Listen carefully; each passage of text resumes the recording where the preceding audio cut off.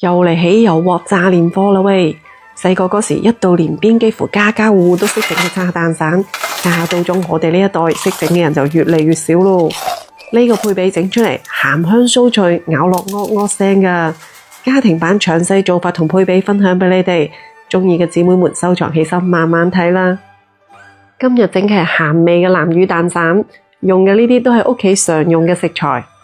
先嚟開粉團，呢度係300克嘅普通中筋麵粉，即係平時我哋蒸包蒸饅頭嘅麵粉。30克嘅豬油，用豬油嘅話呢個口感會鬆化啲。再將平膜上其他配料一齊倒埋落去，加啲蒜呢會香好多噶。我呢度直接用嘅係炸蒜，如果你用新鮮嘅蒜蓉呢，就需要用清水洗一洗，唔係嘅話炸出嚟好容易有苦味噶。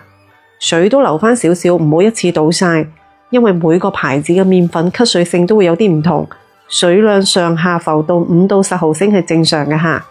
搓麵團呢，我中意戴住手套嚟操作嘅，因為唔中意啲麵粉食入指甲度嘅感覺。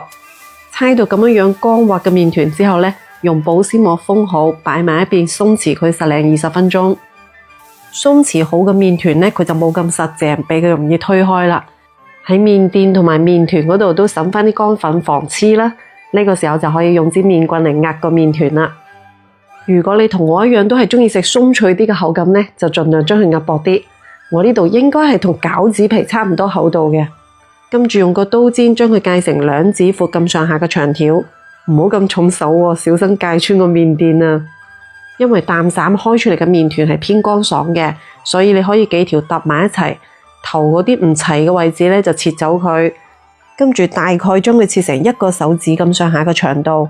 當然啦，呢啲係冇標準嘅，你中意大啲又得，細啲又得，唔會影響出品嘅。全部切好之後呢，上下對接，揾個剪刀，中間嗰一刀剪長啲，兩邊剪短啲。細個嗰時候最中意穿花呢個環節噶啦，喺中間呢個窿仔度穿過去，輕輕拉一拉就得噶啦。同隊友2個人半個鐘都唔使就全部搞掂啦。炸蛋散好快嘅，所以佢嘅油溫相對要高啲。你丟嚿麵團落去2-3秒就浮起身，呢個油溫就差唔多噶啦。跟住轉翻個中細火，擺落啲蛋散。啱啱開始佢會有好多呢啲泡，因為水分未炸乾啊嘛。慢慢見啲泡越嚟越少，咁就拉翻高個油溫，轉大火炸多佢1分鐘到。呢一步唔單止可以令蛋散食起身更加脆口，仲可以逼出啲多餘嘅油分。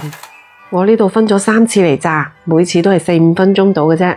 攤凍咗再嚟食，粒粒鬆脆，咬落噏噏聲噶。呢啲賀年小食食嘅唔單止係年味，更加係童年回憶，真係值得傳承落去。